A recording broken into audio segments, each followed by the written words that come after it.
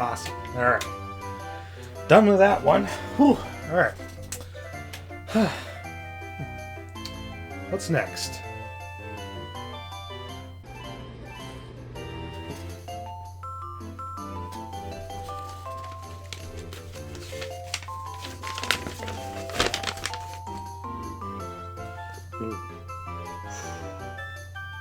Ooh. We got a long ways to go. What's going on, guys? Happy here, just with a smaller video for now.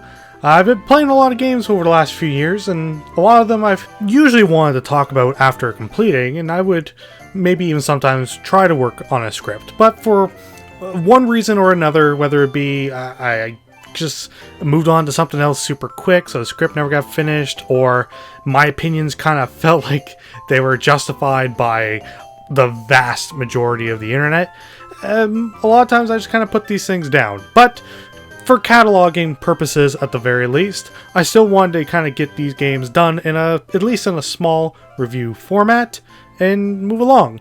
So I got a couple games here to start, and I'll probably do another type of video like this later on. But hey, if any of you guys are interested in a longer based review for any of these games, then let me know. If there's enough traction behind these sorts of games, maybe I'll look into doing a proper review for them in the future. But for now, here's some of my backlog of reviews I've left behind.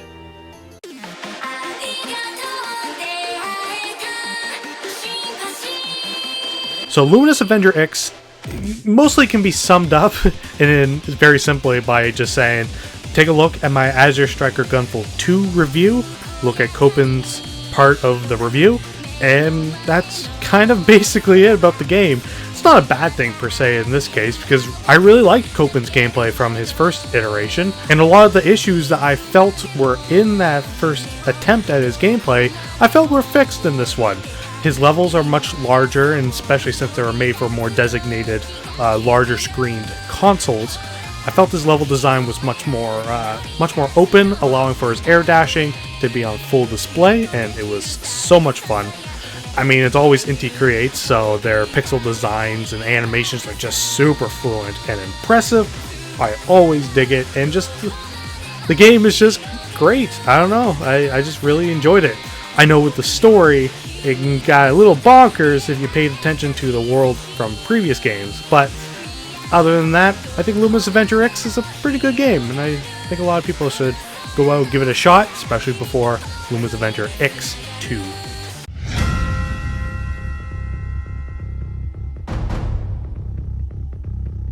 Man, this one I really wanted to like a lot more. So, yeah, it's another Inti Creates game, but this is sort of on the opposite end of my enjoyment spectrum.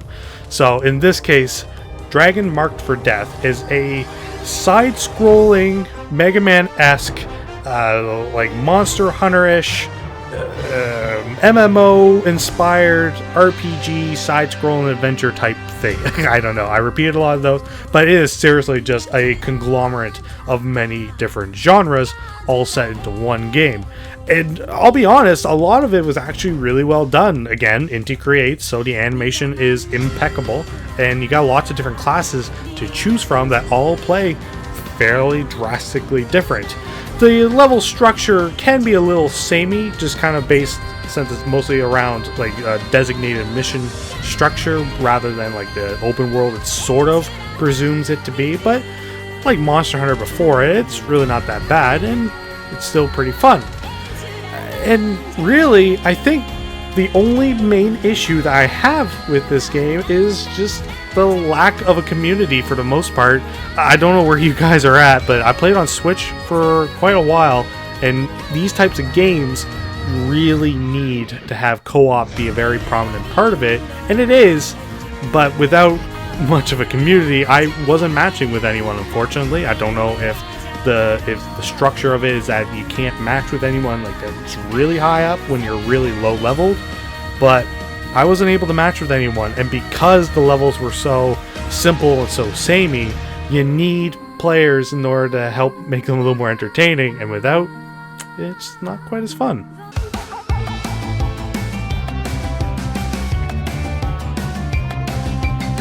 Well, it's about time.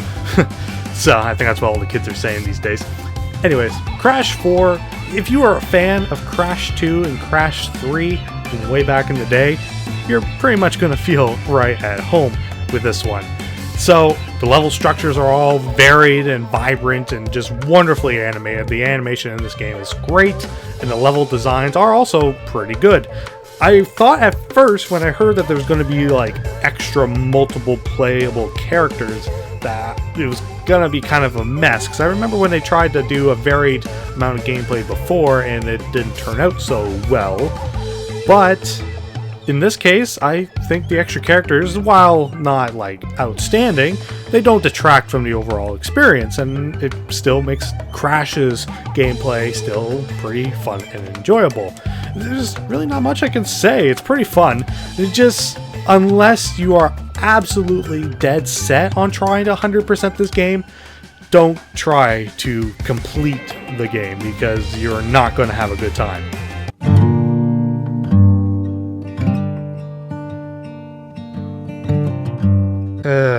Alright, so the last game I want to talk about is The Last of Us 2. Now, hear me out.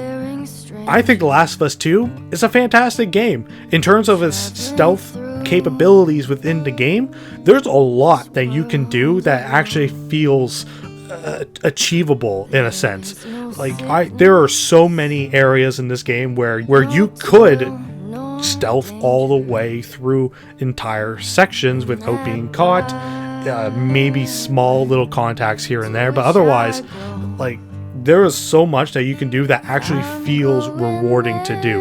The AI is just stupid enough that you can get away with small little things, but smart enough that they are able to learn about what the player is doing through different encounters, and it makes it really enjoyable to play through.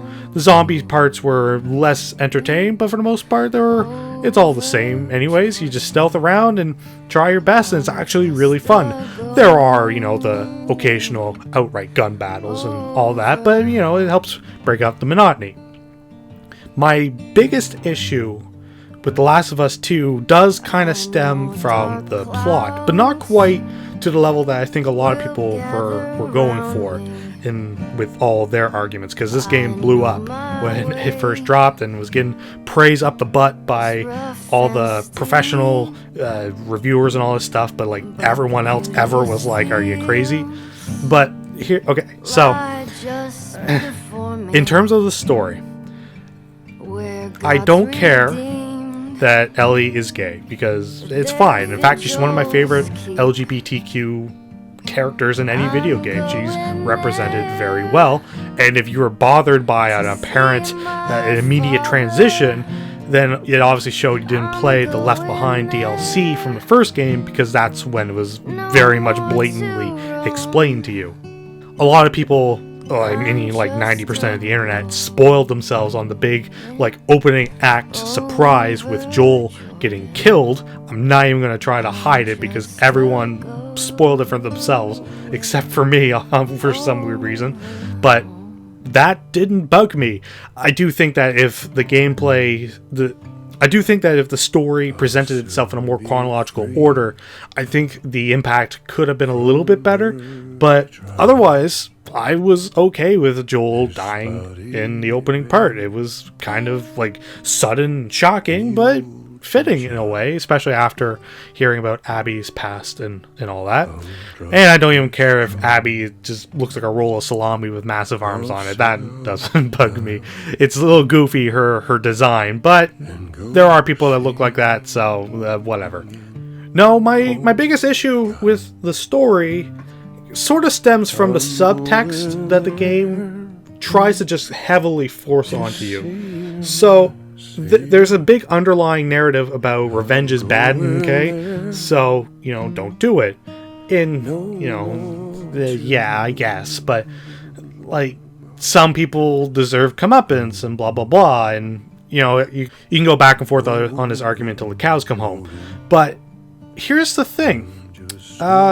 With how the story was represented, at least how I interpreted a lot of it, like I said earlier, I stealthed my way through a lot of combat encounters, so my body count was next to 0, at least for instigated intentional kills. A lot of mine would be somewhat considered, self-defense. And I still don't really get how many of these enemies would just instantly go out and attack Ellie and company, other than just because. There was a lot of times where I felt like the outright encounters just didn't really mesh well with the story. Maybe I missed the context, but anyways, the game kind of heavily forces you into thinking that, oh, this revenge is bad and bad things are going to happen to you if you keep going through with it. And it's like, okay, but I'm only getting revenge on a person who did bad by me, because it's like a constant trickle-down effect. So by association, Abby should be the one that gets like the biggest downgrade by the end of the game, except that the game just like downright just completely abuses Ellie all the way through the game, to the point that it stopped being like, oh, it's your comeuppance, and more like, okay, someone's getting off on this and I don't like it. And it just kept going and going and going. And it's like the game kept saying like, oh, look at all these people you killed. I'm just like, no, because they started it and I was defending myself, and if anything I was trying to ignore everyone. So I don't know, game, you're not really impressing me by trying to force this subtext down my throat, and that part kind of got really annoying. I also stopped for quite a while during that one sex scene. It was very tasteless. But anywho, guys, thank you all so much for watching. I hope that I got some of my main points across, and like I said, if you guys want a larger review for some of these, then let me know. Maybe if there's enough support, I'll look into doing a proper review for them later down the line. The only problem would be that a lot of these games I played like a long time ago, so I'd probably have to replay them again to get more of a memory back fresh in my mind. But beside the point, thank you all so much for watching, and if you like what you saw, you can click on these links wherever I'm going to throw them up to subscribe or check out some of my other videos. I'll also leave my Twitter down below if you're interested. I don't post a whole lot, but I'm trying my best. And until next time, guys, I will see you all later.